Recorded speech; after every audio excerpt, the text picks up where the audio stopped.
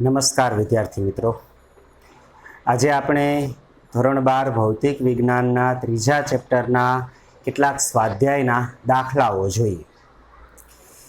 સ્વાધ્યાયમાં દાખલા નંબર 3.9 કે જેની રકમમાં આવી આકૃતિ આપેલી છે.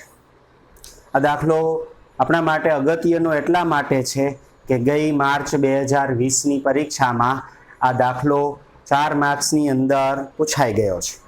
છેલ્લા વિભાગમાં 4 માર્ક્સમાં આ દાખલો ત્રીજા ચેપ્ટરમાંથી આ દાખલો ગઈ પરીક્ષામાં પૂછાયેલો છે.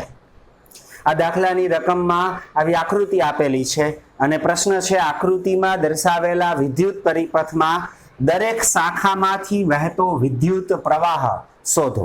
આવી આકૃતિ આપેલી, અવરોધના મૂલ્ય 5 ઓહમ, 10 ઓહમ, 5 ઓહમ, 10 ઓહમ અને અહીંયા વચ્ચે 5 ઓહમ અને અહીંયા 10 ઓહમ. આવી રીતે અવરોધના મૂલ્ય આપેલા, આ વિદ્યુત કોષ કે જેનું EMF 10 વોલ્ટ છે, પ્રવાહ માટે તીર દર્શાવેલા છે. આવી આકૃતિ રકમમાં આપેલી છે. તો અહીં પરિપથની જુદી જુદી શાખાઓમાં કેટલો પ્રવાહ વહેશે તે પ્રવાહ એનું મૂલ્ય આપણે જુદી જુદી શાખામાં વહેતા પ્રવાહનું મૂલ્ય મેળવી. ધારો કે પરિપથમાં ધન ધ્રુવથી ઋણ ધ્રુવ તરફ I પ્રવાહ વહે છે. કેટલો I પ્રવાહ વહે છે.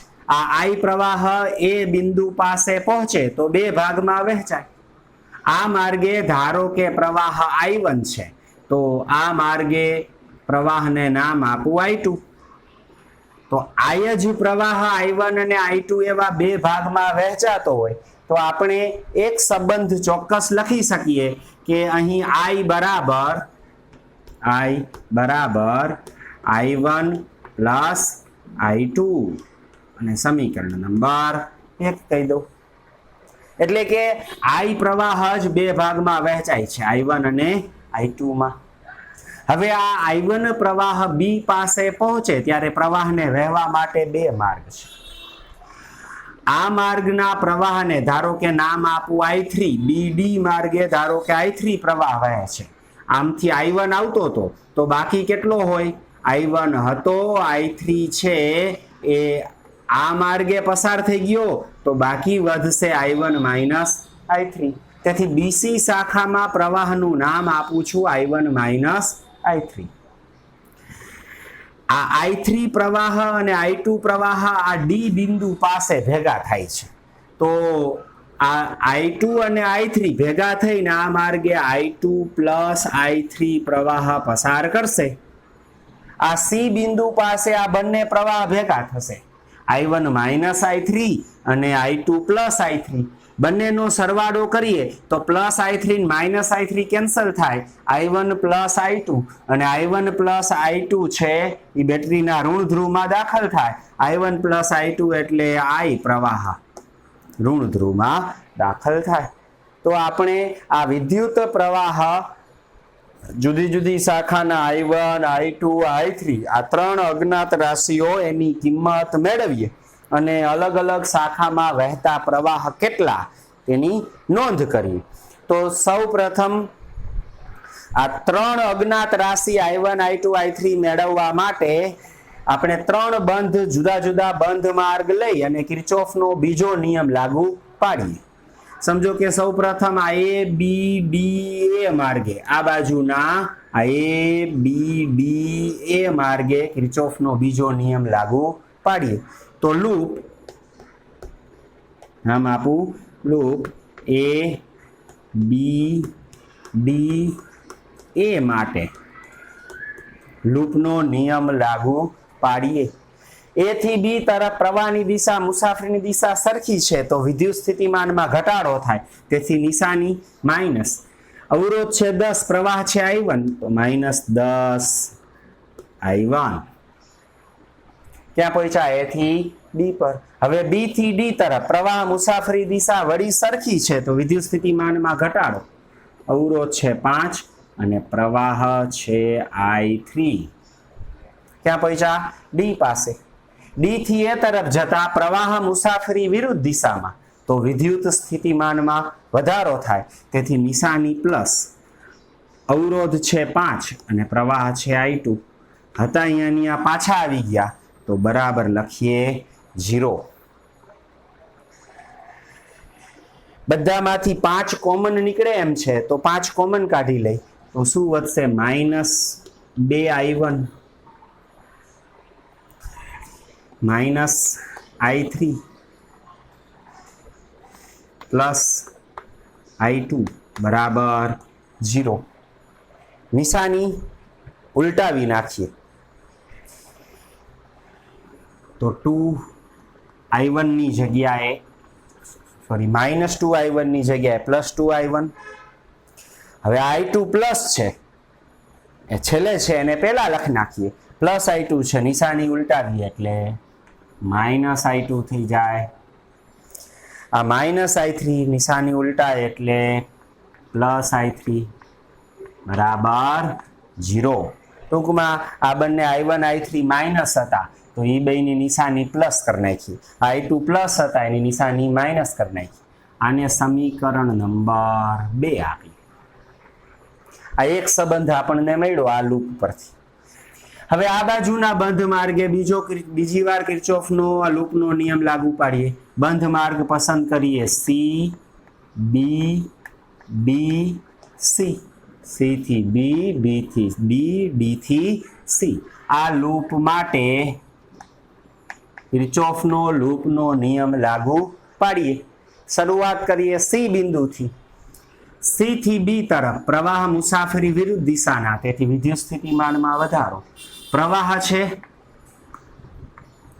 I1 માઇનસ I3 અને અવરોધ છે 5 તેથી +5 સામે જાય છે એટલે +5 I1 માઇનસ I3. B પર પહોંચ્યા. B થી D પ્રવાહ મુસાફરી સરખી દિશાના, વિદ્યુત સ્થિતિમાનમાં ઘટાડો. અવરોધ છે 5, પ્રવાહ છે I3 5I3. D થી C તરફ પ્રવાહ મુસાફરી સરખી દિશામાં, વિદ્યુત સ્થિતિમાનમાં ઘટાડો 10 I2 પ્લસ I3. હતા અહીંયાની આ પાછા પહોંચ્યા તો બરાબર 0. સાદું રૂપ આપી દઈ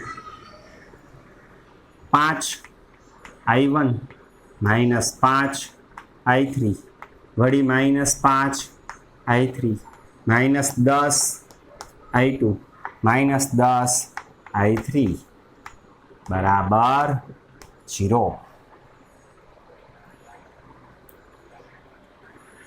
પહેલા I1 વાળા લખીએ પદ તો I1 વાળું એક જ પદ છે તો 5I1. I2 વાળા પદ લખીએ તો I2 વાળું પદ પણ એક જ છે -10I2.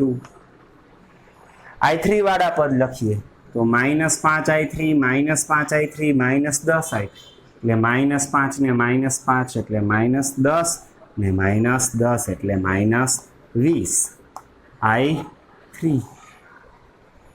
બરાબર 0. 5 બધામાંથી 5 કોમન નીકળે તો 5 કોમન કાઢીને 0 ના છેદમાં જવા દઈએ એટલે શું વધશે I1 minus 2I2 minus 4I3 બરાબર 0.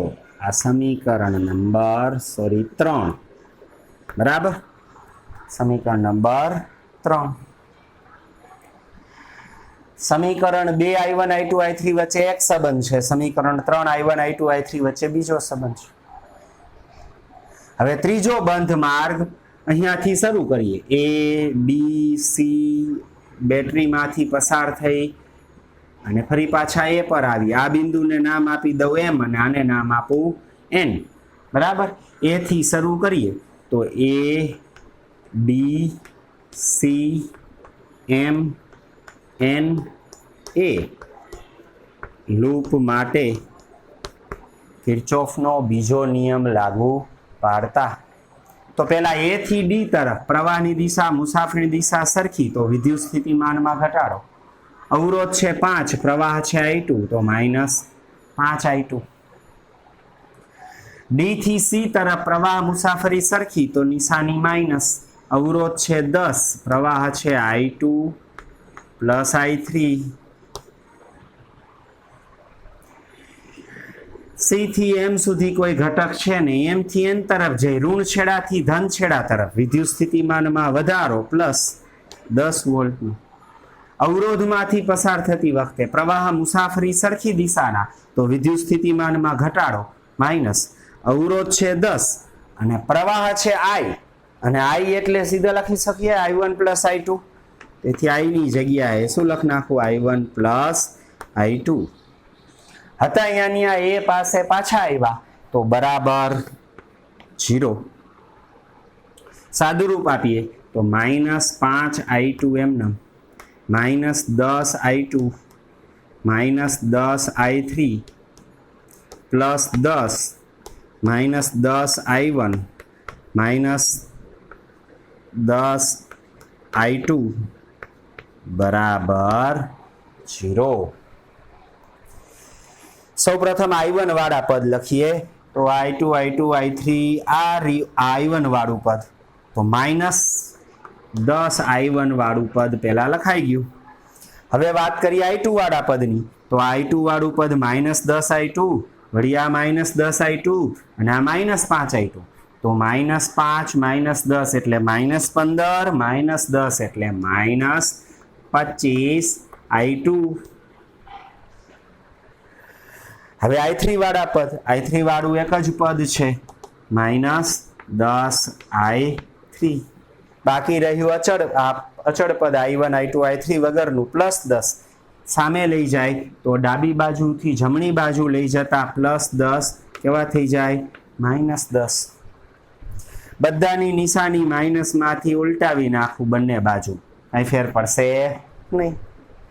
બધામાંથી 5 કોમન નીકળી શકે તો 5 કોમન કાઢીએ તો અહીંયા શું વધશે 2I1 વધતા 5I2 વધતા અહીંયાથી 5 કોમન નીકળે એટલે 2I3 બરાબર અહીંયાથી 5 કોમન અથવા 5 કોમન કાઢીને આમ છેદમાં તો 10/5 એટલે 2. સમીકરણ નંબર 4. 3 લૂપ માટે આ 3 બંધ ગાળાઓ માટે કિર્ચોફનો બીજો નિયમ, કિર્ચોફનો આ લૂપનો નિયમ લાગુ પાડી આપણને આ સમીકરણ 2, 3 અને 4 મળ્યા. હવે ત્રણેયને ઉકેલીએ એટલે I1 I2 ને I3 ની કિંમત મળી જાય. આ ઉકેલીએ એ પહેલા આ ત્રણેય સમીકરણ અહીંયા લખી નાખું.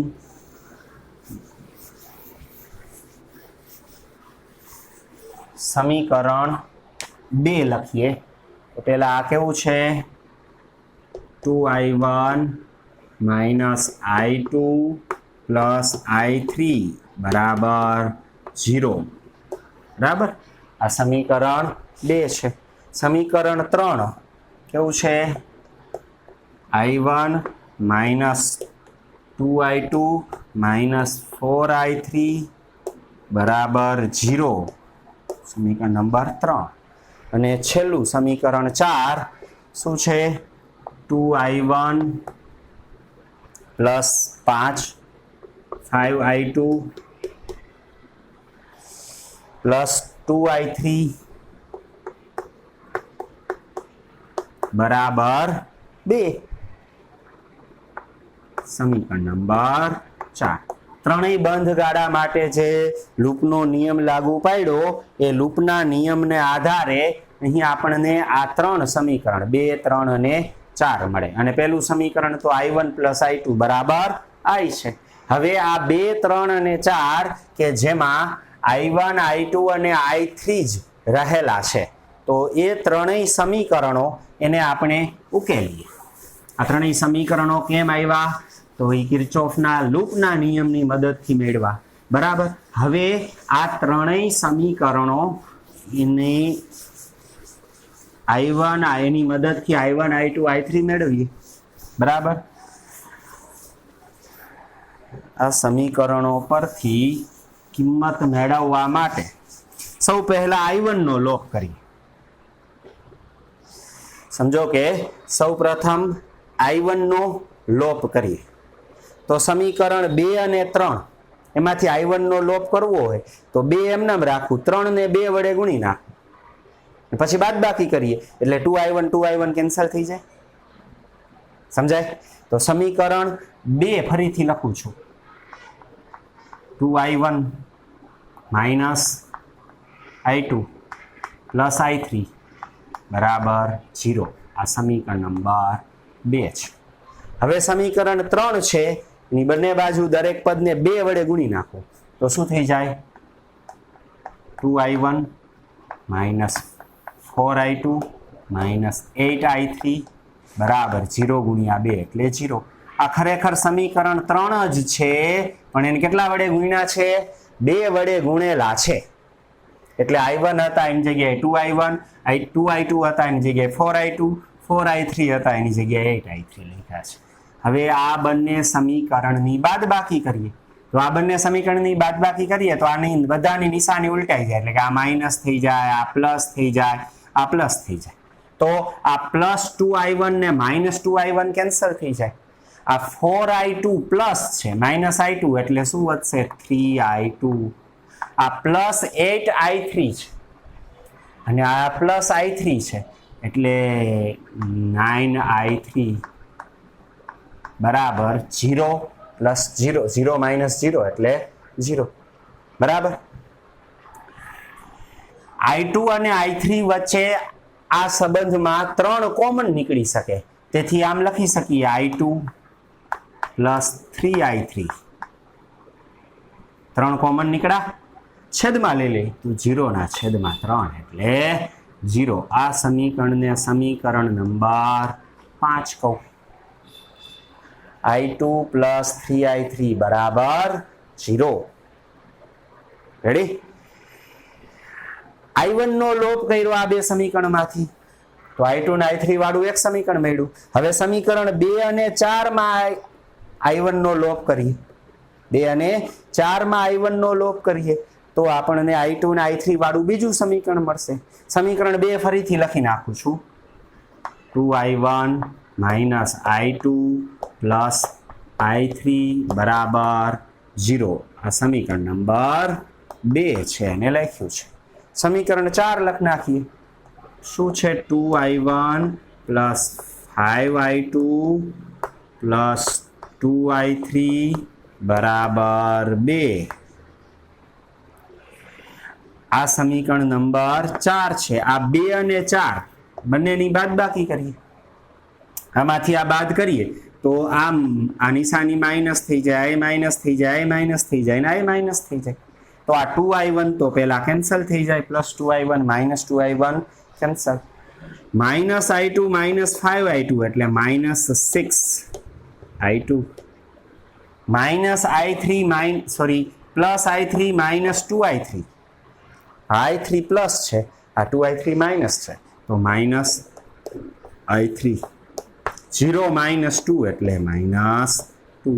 બધી જ નિશાની પ્લસ કરી નાખું, બંને બાજુ માઇનસ કેન્સલ કરી નાખું તો સંબંધ મળે 6I2 પ્લસ I3 બરાબર 2. આ સમીકરણને સમીકરણ નંબર 6 કહી. આ સમીકરણ 6 અને 5 પરથી I3 મેળવવા માટે I2 નો લોપ કરીએ તો આ સમીકરણ 6 અહીંયા એમને રાખો.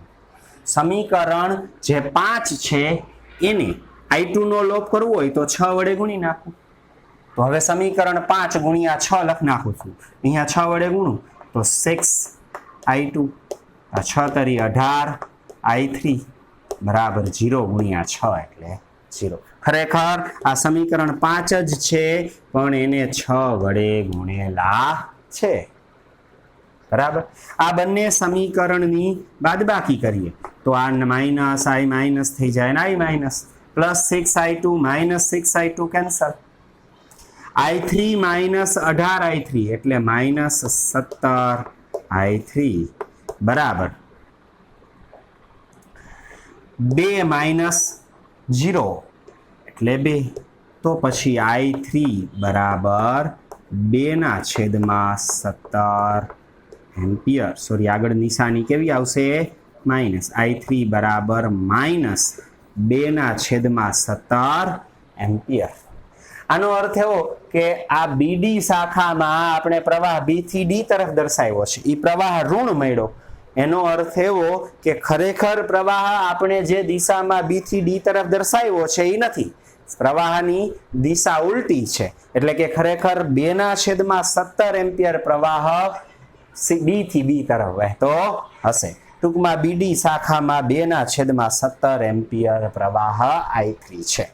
હવે આ I3 ની કિંમત સમીકરણ 6 અથવા 5 માં મૂકીએ તો I2 મળી જાય. તો સમીકરણ 5 માં મૂકીએ તો સમીકરણ 5 માં આ I3 ની કિંમત અહીંયા મૂકી દઈ તો સમીકરણ 5 પરથી સમીકરણ 5 I2 એમનેમ પ્લસ 3I3 બરાબર 0 છે. પ્લસ 3I3 આમ આવે તો બરાબર -3I3. તેથી I2 બરાબર -3 અને એને ગુણ્યા I3 મળી ગયા -2/17 માઇનસ માઇનસ પ્લસ તો I2 બરાબર 3 દુ 6/17 એમ્પિયર. I2 I3 બંને મળી ગયા. I2 I3 આ બંને કિંમત આ ત્રણમાંથી કોઈ એકમાં મૂકીએ એટલે આપણને I1 મળી જાય. તો સમીકરણ 3 માં મૂકીએ તો સમીકરણ 3 એમાં I1 ને કરતા બનાવું તો આ 2I2 ને 4I3 બે માઇનસ છે, આમ આવે તો પ્લસ. તો સમીકરણ 3 પરથી I1 બરાબર -2I2 આ બાજુ આવે તો +2I2 -4I3 આ તરફ આવે તો +4I3. I2 I3 કિંમત મળી ગઈ છે તો I1 બરાબર 2I2 6/17 અને 2 વડે ગુણીએ તો 6 × 2 12/17 પ્લસ 4I3 I3 ઋણ છે તો વચ્ચે નિશાની માઇનસ, 4 વડે ગુણવાના તો 4 દુ 8/17. તેથી I1 બરાબર 17 લસા 12 - 8 એટલે 4 એમ્પિયર. તો I1 4/17 એમ્પિયર હશે. આમ I1 I2 I3 મળી ગયા. તેથી જુદી જુદી શાખામાં પ્રવાહ લખી નાખીએ. AB શાખામાં પ્રવાહ, AB શાખા માટે પ્રવાહ કેટલો છે I1 તો એ I1 કેટલો હશે 4/17 એમ્પિયર. બરાબર. પછી BD શાખા લખીએ તો BD શાખામાં પ્રવાહ I3 કેટલો -2/17 એમ્પિયર. પછી AD શાખા લખીએ તો AD શાખામાં પ્રવાહ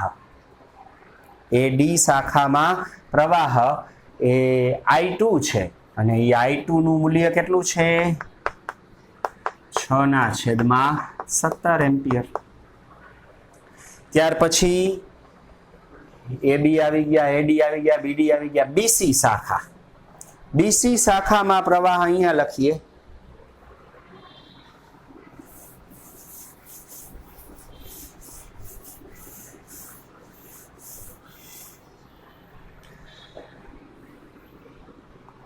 BC શાખામાં પ્રવાહ કેટલો છે I1 I3 બરાબર. I1 છે 4/17 માઇનસ I3 પોતે જ માઇનસ છે તો માઇનસ માઇનસ પ્લસ 2/17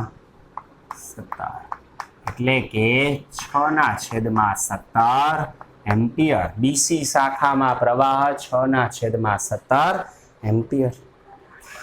વાત કરીએ DC શાખાની તો DC શાખામાં પ્રવાહ I2 પ્લસ I3. I2 પ્રવાહ કેટલો છે 6/17 વધતા I3 માઇનસ છે તો -2/17 6 - 2 એટલે 4/17 એમ્પિયર. આ DC શાખાનો પ્રવાહ છે. બાહ્ય પરિપથમાં mn શાખામાં પ્રવાહ એટલે કે બેટરીમાંથી, વિદ્યુત કોષમાંથી અથવા તો આ 10 ઓહમના અવરોધમાંથી mn શાખામાં પ્રવાહ, mn શાખામાં પ્રવાહ I છે અને એ I એટલે તો I1 પ્લસ I2 છે. તો I1 અને I2 નો સરવાળો, I1 4/17 વધતા I2 6/17 એટલે 17 લસા 6 વત્તા 4 એટલે 10/17 બરાબર. તો આ દરેક શાખાના પ્રવાહ છે. AB શાખામાં 4/17, BD શાખામાં -2/17 એમ્પિયર. માઇનસનો અર્થ આપણે લીધેલી દિશા કરતા પ્રવાહ ખરેખર ઉલટી દિશામાં વહે છે. પછી AD શાખામાં વહેતો પ્રવાહ 6/17 એમ્પિયર, BC શાખામાં 6/17 એમ્પિયર, DC શાખામાં 4/17 અને MN શાખામાં 10/17 એમ્પિયર. બરાબર. પરિપથના દરેક શાખાના પ્રવાહ અહીંયા આપણે મેળવા. હવે વાત કરીએ કે આવો પરિપથ આપેલો હોય, જો વિસ્ટન બ્રિજની સંતુલિત સ્થિતિની પાલન થતું હોત તો આપણે સીધું જ લખી નાખીએ કે આ શાખામાં પ્રવાહ 0. જો અહીંયા 10 ને 5 ને અહીંયા 10 ની જગ્યાએ અહીંયા 10 ને અહીંયા 5 હોત તો 10/5 બરાબર 10/5. તો R1/R2 બરાબર R3/R4. વિસ્ટન બ્રિજની શરતનું પાલન થાય તો આમાં જ કાંઈ પ્રવાહ વહે નહીં. પણ હકીકત અહીં R1/R2 બરાબર R3/R4 નું પાલન થતું નથી. એટલે આપણે આ પ્રવાહનું વિતરણ કરીને આ બધી માથાકૂટ કરવી પડે. પણ હવે આની અંદર પણ એક નાનકડી સૂક્ષ્મ હજી એક આ દાખલો નાનો કરવો હોય તો એક માહિતી એક આ ઉદાહરણ પરથી, આ દાખલા પરથી એવું જોઈ શકાય કે આ 10 ઓહમના શાખામાં પ્રવાહ AB શાખા અને DC શાખા, જુઓ AB શાખાનો પ્રવાહ 4/17 અને DC શાખાનો પ્રવાહ 4/17. AB અને DC 10 ઓહમનો અવરોધ ધરાવે. બેયમાં પ્રવાહ કેવો? 4/17 4/17. એવી જ રીતે આ BC શાખા અને AD શાખા, આ BC શાખામાં કેટલો પ્રવાહ વહે? 6/17 અને AD શાખામાં કેટલો પ્રવાહ વહે? 6/17. તો જેટલો પ્રવાહ આમ છે એટલો જ આમ છે. તો આવી રીતે 10 5 5 10 આ બે અવરોધ સરખા હોય, આ બે અવરોધ સરખા હોય તો આ બે શાખામાં I1 I2 પ્રવાહ કીધા તો અહીંયા આ પ્રવાહ આ 5 માં I2 કીધું ને તો અહીંયા I2 કહી શકાય અને અહીંયા I1 કહી શકાય અને નામ આપી દો I1 આ I2 બરાબર. આ બાજુ પ્રવાહ દર્શાવીએ એ પહેલા આમાં 5 ઓહમમાં I2 દર્શાવ્યો તો અહીંયા I2 કરી નાખ્યું, અહીંયા I1 કરી નાખીએ. કારણ કે I પ્રવાહ I1 I2 ભાગમાં વહેંચાય તો I1 I2 ભેગા થઈને I બને. બરાબર. તેથી આ ભાગમાં I1 હોય, આમ I2 હોય તો આ ભાગમાં શું વધે? I1 minus I2. બરાબર. I1 માઇનસ I2 ને I2 ભેગા થાય તો I1 પ્રવાહ વહે. તેથી આવી રીતે પ્રવાહનું વિતરણ કરીએ તો પ્રવાહના બે જ સંબંધ મળે આપણને. કયા કયા? I1 ને I2 વાળો. તો એક આવો બંધ ગાળો લઈ અને એક આખો બંધ ગાળો લઈ તો બે સમીકરણ મળે. તો એ બંને સમીકરણ વડે અજ્ઞાત I1 I2 બંનેની કિંમત આપણે મેળવી શકીએ. તો પ્રમાણમાં શોર્ટકટ, થોડીક ટૂંકી રીત થાય. બરાબર. પણ એ કેમ આવે એ જાણવું જરૂરી છે. તો આ સ્વાધ્યાયમાં દાખલા નંબર 3.9 આ ગઈ માર્ચ 2020ની પરીક્ષામાં આ 4 માર્ક્સમાં પૂછાયેલો દાખલો છે. બરાબર. ત્યાર પછી સ્વાધ્યાયમાં વધારાના સ્વાધ્યાયમાં એક દાખલો છે, દાખલા નંબર 3.21. આ દાખલો ગણીએ. સ્વાધ્યાયમાં દાખલા નંબર 3.21. એ રકમમાં પણ એક આકૃતિ આપેલી છે અને એ આકૃતિની મદદ વડે આપણે પરિણામ લખવાનું છે.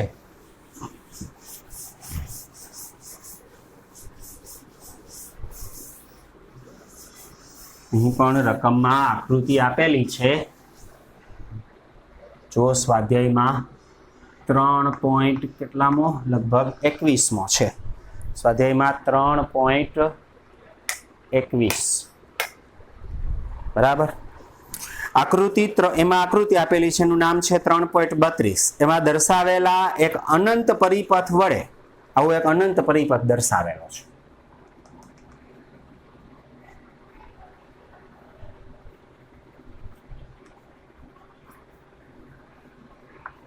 ઘણા બધા અવરોધો આમ સતત એકબીજા સાથે જોડાયેલા છે, બરાબર.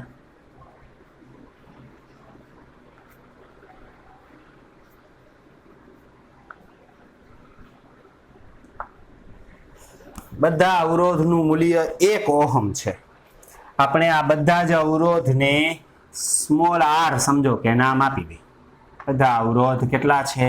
સ્મોલ r મૂલ્યના. પછી સ્મોલ r ની જગ્યાએ આપણે સ્મોલ r ની જગ્યાએ પછી આપણે 1 ઓહમ લખ નાખશું. દરેક અવરોધ સ્મોલ r બરાબર 1 ઓહમ છે. આ અનંત નેટવર્ક એટલે આ રીતે આમને આમ આ r આ જ રીતે ક્રમશઃ જોડાયેલા છે, જોડાતા જ જાય અનંત અંતર સુધી. તો આવા અનંત પરિપથ વડે 12 વોલ્ટ અને 0.5 ઓહમનો આંતરિક અવરોધ ધરાવતા સપ્લાયમાંથી વહેતો પ્રવાહ શોધો.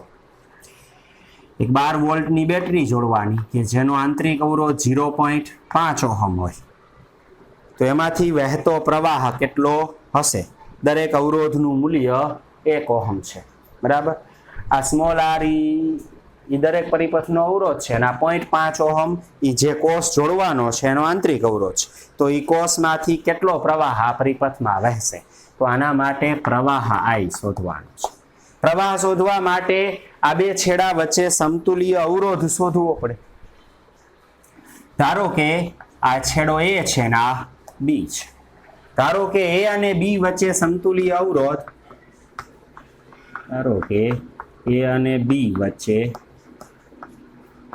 સમતુલ્ય અવરોધ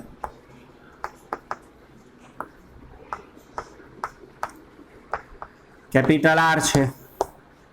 A અને B વચ્ચે સમતુલ્ય અવરોધ કેટલો છે? Capital R. આ અનંત નેટવર્કમાં એક ઘટક ઉમેરીએ કે બાદ કરીએ કાંઈ ફેર પડે?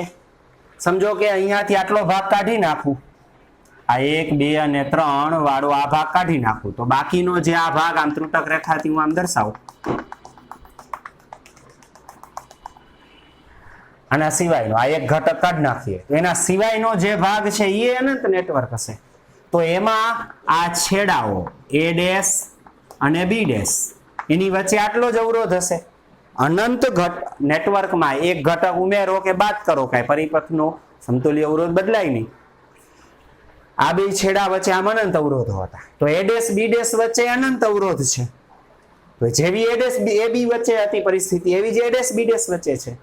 તો AB વચ્ચે અવરોધ ધાર્યો R, તો તેથી A' અને B' વચ્ચે સમતુલ્ય અવરોધ કેવો હશે? કેપિટલ R હશે. તો હવે આ અનંત નેટવર્કની જગ્યાએ એની જગ્યાએ આ સમતુલ્ય અવરોધ R જોડી દે A' B' વચ્ચે. તો આ A' અને B' વચ્ચે, આ A' અને B' એની વચ્ચે સમતુલ્ય અવરોધ કેપિટલ R. બાકી આ સ્મોલ r, આ સ્મોલ r અને આ સ્મોલ r એમનેમ આ બિંદુ નામ આપવું A અને આ B, બરાબર. શું કર્યું? આ અનંત નેટવર્કનો બાકીનો ભાગ હતો એની જગ્યાએ R મૂકી દીધો, બાકી આ ઘટક એમનેમ રાખ્યો. તો કેપિટલ R અને સ્મોલ r સમાંતર જોડાણમાં છે, તો તેનો સમતુલ્ય અવરોધ ગુણાકારના છેદમાં સરવાળો. તેથી આ ભાગનો સમતુલ્ય અવરોધ સ્મોલ r કેપિટલ R ના છેદમાં R પ્લસ સ્મોલ r થશે. કેટલો? Capital R into small r ના છેદમાં capital R plus small r.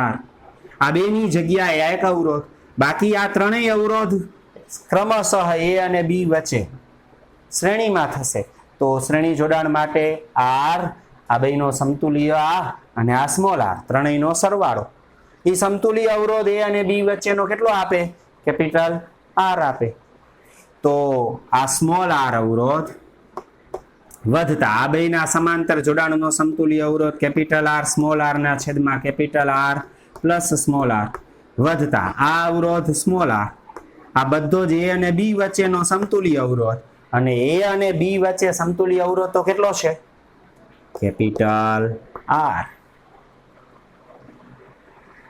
બરાબર સાદું રૂપ આપીએ તો આ પદ એમને રાખવું કેપિટલ આર સ્મોલ આર ના છેદમાં capital R plus small R વધતા આર પ્લસ આર એટલે 2 સ્મોલ આર બરાબર કેપિટલ આર ડાબી બાજુમાં capital R plus small R લસા લઈએ તો પેલા પદમાં કેપિટલ આર સ્મોલ આર એમને વધતા આ 2r સાથે આનો ગુણાકાર વધતા 2r કૌંસમાં capital R plus small R અહીં લસા આવશે capital R plus small R એને આ તરફ લઈ લઈ તો capital R into capital R plus small R તેથી R small R 2 capital R small R કૌંસ છોડી 2 સ્મોલ આર સ્ક્વેર બરાબર capital R square capital R small R સમજાય અહીં કેપિટલ આર અને small R capital R small R આ બંને બાજુથી કેન્સલ આ બંનેને આમ લઈ આવો તો કેપિટલ આર એનો વર્ગ પ્લસ આમાં આ 2 કેપિટલ આર સ્મોલ આર આમ આવે તો -2 સ્મોલ આર પેલા લખો કેપિટલ આર માઇનસ આ પ્લસ છે આમ આવે તો -2 સ્મોલ આર સ્ક્વેર બરાબર 0 આ કેપિટલ આર માં બહુપદી છે આ સમીકરણને ax વર્ગ પ્લસ bx પ્લસ c બરાબર 0 સાથે સરખાવું x નું કામ કેપિટલ આર કરે તો x વર્ગનો સહગુણક a તો r વર્ગનો સહગુણક 1 છે તો આ સ્મોલ a બરાબર 1 સ્મોલ b બરાબર -2 સ્મોલ r ને સ્મોલ c બરાબર -2r સ્ક્વેર આ પ્રકારના દ્વિઘાત સમીકરણ એનો ઉકેલ x બરાબર શું હોય x ની જગ્યાએ અહીં r બરાબર -b પ્લસ ઓર માઇનસ વર્ગમૂળમાં b સ્ક્વેર -4ac ના છેદમાં 2a આ તો તમે 10માં જ ભણી ગયા છો બરાબર તેથી કેપિટલ R બરાબર આ બાજુ આમ લખું છું કેપિટલ R બરાબર b પોતે -2r તો -b એટલે 2 small r plus or minus વર્ગમૂળમાં b સ્ક્વેર એટલે 4r square 4r square -4 a એટલે 1 અને c એટલે -2r સ્ક્વેર ના છેદમાં 2 અને a એટલે કેટલા છે એનું મૂલ્ય 1 સમજાય આ a b c ની કિંમત આમાં મૂકી છે તો r બરાબર 2r પ્લસ ઓર માઇનસ વર્ગમૂળમાં આ માઇનસ માઇનસ પ્લસ થઈ જાય આ 4 ગુણ્યા 2 એટલે 8r square 8r square plus 4r square એટલે 12r સ્ક્વેર છેદમાં 2 તેથી કેપિટલ R બરાબર 2r પ્લસ ઓર માઇનસ 12 નું વર્ગમૂળ 12 એટલે 4 ગુણ્યા 3 લખાય તો શું લખાય 2√3 r સ્ક્વેર નું r ના છેદમાં 2 2 કેન્સલ r કોમન કાઢીએ તો કેપિટલ R બરાબર પરિપથનો કુલ અવરોધ કેપિટલ R બરાબર 2 કેન્સલ r કોમન તો 1 plus or minus √3 small r અહીં બે કિંમત છે 1 પ્લસ √3r અને 1 માઇનસ √3r પરંતુ 1 માઇનસ √3 ની કિંમત 1.73 હોય એને એકમાંથી બાદ કરો તો માઇનસ મળે પણ અવરોધ ઋણ હોય નહીં તેથી 1 માઇનસ √3r શક્ય નથી કારણ કે ઋણ છે તેથી કેપિટલ R બરાબર 1 પ્લસ √3 ટુ સ્મોલ r અને સ્મોલ r ની કિંમત એટલે આ બધા અવરોધની કિંમત કેટલી છે દરેક અવરોધની કિંમત 1 ઓહમ, તેથી કેપિટલ R બરાબર 1 પ્લસ √3 ઇન્ટુ 1 એટલે √3 આટલા ઓહમ. √3 એટલે 1.73 ઓહમ, તો R બરાબર 1.73 વત્તા 1 એટલે 2.7320 2.732 ઓહમ. આનું સાદું રૂપ આપીએ તો કેપિટલ R સમતુલ્ય અવરોધ A અને B વચ્ચે સમતુલ્ય અવરોધ કેટલો થાય 2.732 ઓહમ. ખાલી સમતુલ્ય અવરોધ પૂછ્યો હોય તો આ દાખલો અહીંયા પૂરો, પણ અહીંયા એમ કીધું છે કે આ બે વચ્ચે આટલા વોલ્ટ વાળી ને આટલા આંતરિક અવરોધ વાળી બેટરી જોડવાની, તો પરિપથમાં વહેતો પ્રવાહ કેટલો હશે, આને અનુરૂપ પ્રવાહનું મૂલ્ય કહેવાનું છે. તો અહીંયા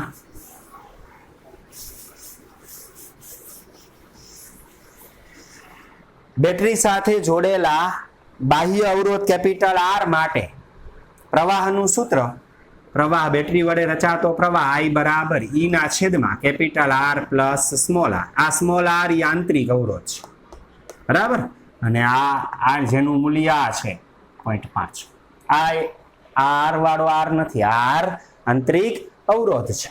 તેથી કિંમત મૂકીએ I બરાબર EMF, કેટલું EMF છે 12 વોલ્ટની બેટરી છે, છેદમાં કેપિટલ R કેટલા મળ્યા 2.732, બાહ્ય અવરોધ 2.732 વધતા સ્મોલ r 0.5. આંતરિક અવરોધ છે આ, ને એ આંતરિક અવરોધ કેટલો છે 0.5 ઓહમ. તેથી પરિપથમાં વહેતો પ્રવાહ I બરાબર 12 ભાગ્યા આનું સાદું રૂપ આપીએ તો કેલ્ક્યુલેટરની મદદ વડે આનું સાદું રૂપ આપતા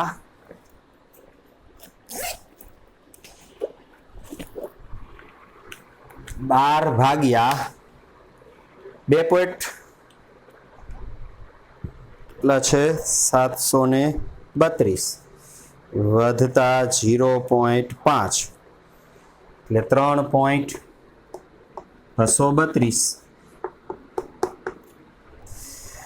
12 ભાગ્યા 3.232 બરાબર જવાબ છે 3.7128 એમ્પિયર. તો પરિપથમાં બાહ્ય પરિપથમાં આ બેટરી વડે આ પરિપથમાં કુલ 3.712 અથવા 713 એમ્પિયર પ્રવાહ પરિપથમાં પસાર થશે, બરાબર. તો આ અનંત નેટવર્ક છે. હવે જ્યારે પણ ગમે એવી પેટર્નનો અનંત નેટવર્ક આપે અને એમાંથી પ્રવાહ કે અવરોધ સમતુલ્ય અવરોધ શોધવાનો હોય ત્યારે આવો એક જે પેટર્નનું રિપીટેશન થતું હોય એ પેટર્નની રિપીટેશન પછી સમતુલ્ય અવરોધ મૂકી દેવાનો અને એના આ છેડા વચ્ચે સમતુલ્ય અવરોધ એટલો લઈ સાદુરૂપ આપવાનું, એટલે પરિણામી સમતુલ્ય અવરોધ મળી જાય. અને બેટરીના EMF આંતરિક અવરોધ જાણતા હોય તો આ રીતે પ્રવાહ મેળવી શકાય, બરાબર. તો વિદ્યાર્થી મિત્રો આજે અહીંયા સુધી રાખીએ. આ બંને સ્વાધ્યાયના દાખલા 3.9 હતો અને આ 3.21 એ ખાસ જોઈ લેજો. આ ચેપ્ટરમાંથી 4 માર્ક્સનો પ્રશ્ન કે દાખલો એ પૂછાવાની શક્યતા ખરી, એટલે ગયા વર્ષે પૂછાયેલો, પણ દર વર્ષે પૂછાય એવું નથી, પણ મોટા ભાગે આ ચેપ્ટરમાં એવા દાખલાઓ છે કે જે લાંબી ગણતરી ધરાવે છે. તેથી 4 માર્ક્સના પ્રશ્ન કે દાખલો છે આ ચેપ્ટરમાંથી આવી શકે. તો ઉદાહરણ સ્વાધ્યાયના આવા દાખલાઓ ખાસ તૈયાર કરવા, બરાબર. સારું, ચાલો આજે અહીંયા સુધી રાખીએ. નમસ્કાર.